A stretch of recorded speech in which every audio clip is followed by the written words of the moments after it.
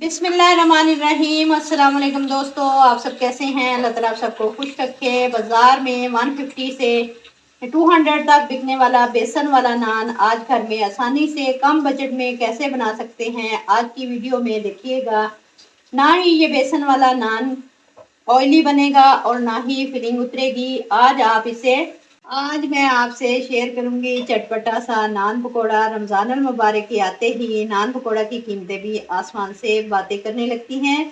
आप इसे घर में बनाएं बिल्कुल हाइजीनिक तरीके से और बहुत ही टेस्टी रेसिपी। अच्छी लगे तो लाइक और शेयर कर दें और वीडियो को बिना स्किप किए पूरा वॉच करें। बिस्मिल्लाहिर्रहमानिर्रहीम। चलिए जी जल्दी से नान पकोड़ा बनाना स्टार्ट कर लेते हैं। बाज़ार से 100 गुना बेहतर नान पकोड़ा बनाने के लिए सबसे पहले मैंने लिया है एक खुला बर्तन। एक बड़े साइज का प्याज लेकर इसको बारीक इस तरह से स्लाइसिस में कट कर लिया। ऐड कर देंगे परात के अंदर 2 मीडियम साइज के आलू लिए, इनको छील कर धो लिया। इनको भी बारीक स्लाइसिस में इस तरह से कट कर लेना है। आलू की कटिंग आप लोग चेक कर लें। साथ ही 1 टीस्पून लहसुन अदरक का पेस्ट ऐड कर देंगे। 3 से 4 हरी मिर्चें बारीक स्लाइस में कट करके ऐड कर देंगे। टमाटर भी 2 अदद बारीक स्लाइस में कट करके ऐड करेंगे। ढेर सारा हरा धनिया बारीक काट कर ऐड कर देंगे। स्पाइस ऐड करेंगे। नमक 1 टीस्पून ऐड कर देंगे। 1 टेबलस्पून कुटी लाल मिर्च ऐड कर देंगे। हाफ टी स्पून भुना कुटा जीरा ऐड करेंगे। Half tea spoon kalonji add कर देंगे। अजवाइन अच्छी खुशबू के लिए हाफ टी स्पून ऐड करेंगे। हल्दी 1 टीस्पून अच्छे कलर के लिए ऐड कर देंगे। 1 टेबलस्पून साबुत खुश्क धनिया ऐड कर देंगे।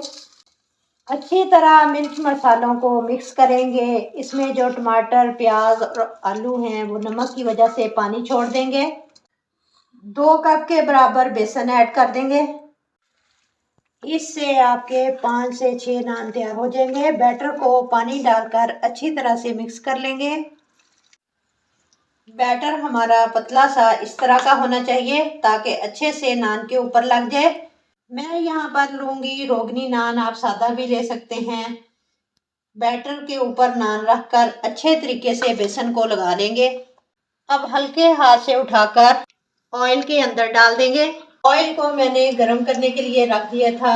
ऑयल को मीडियम फ्लेम पर गरम करना है। गरम ऑयल उठाकर नान के ऊपर डालेंगे।